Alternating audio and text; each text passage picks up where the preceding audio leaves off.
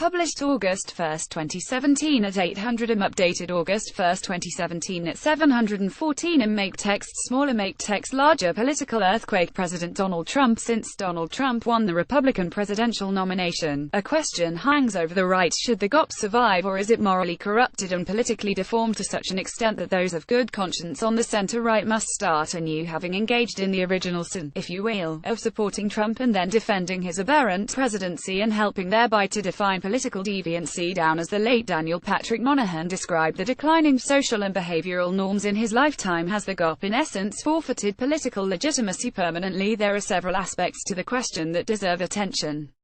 First, keep in mind the distinction between should normative versus can capacity. The former, should the GOP survive, goes to the moral culpability of those who lifted Trump to power and kept him there. They elevated a very dangerous man who has done and continues to do great damage to our country. They have in essence lost legitimacy as a constructive force. The center-right cannot fully purge the stain of Trump unless it sheds to shreds the skin of the GOP. Given the enormity of the GOP's malfeasance, a new party may in fact be required. Then there is the more practical question: can the GOP survive? Given how toxic the GOP brand has become, the time and cost of rehabilitating the brand may not be worth it. Alternatively, anti-Trump Republicans may conclude that the financial, legal and organizational burden of creating a new party with new state parties may be crippling. We think a middle ground makes sense. An accountability project may be not quite at the level of reconciliation processes in the wake of fallen regimes in South Africa or Chile certainly is needed. A turnover in leadership is essential. The party must repudiate Trump and the Trump era to go forward. Those intent on turning away from the Trump era will require visible symbols underscoring the party's repudiation of Trumpism, including perhaps a name change. The new Republican Party, the modern Republican Party. Second, is such a dramatic break really needed? Yes, if, as never Trump and no longer Trump Republicans believe the Trump problem is of an entirely different magnitude than, say, Watergate, and has resulted in much more serious permanent damage to our democracy, then it is not enough to simply shuffle the presidential candidates, make some speeches and keep the platform and leadership essentially unchanged. And yes, most of the Republicans in the House and Senate at present need to go. They have put party over country, not lived up to their oaths of office, and contributed to the polarization of our politics and erosion of our democratic norms. A clean, dramatic break is mandatory. Third, both the specific agenda, a creaky FAD left over from the 1980s, and the central values of the party are in need of revamping. Its positions on tax, budget, environmental, law enforcement and immigration policy are outmoded, counterproductive and in many cases not based on reality.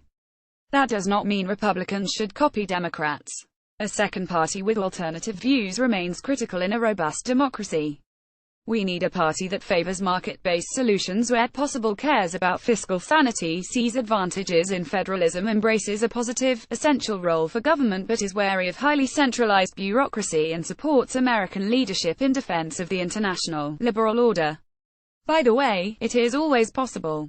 The Democratic Party in its existing form goes in that direction, while the far left goes the full socialist route.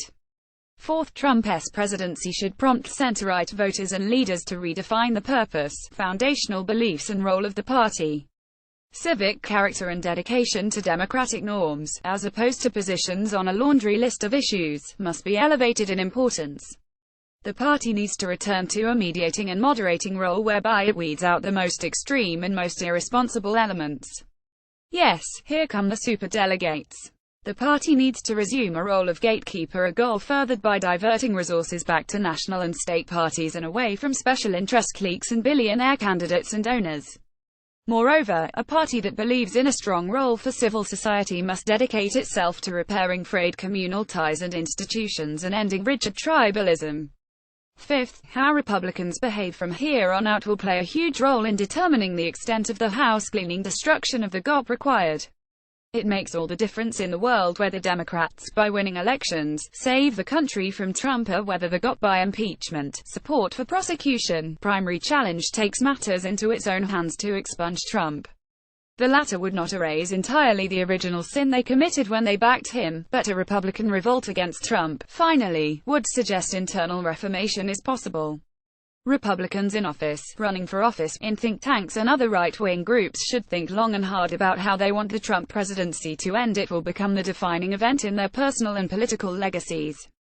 And the manner of Trump's political demise will largely determine whether the 2016 election was the last to produce a Republican president.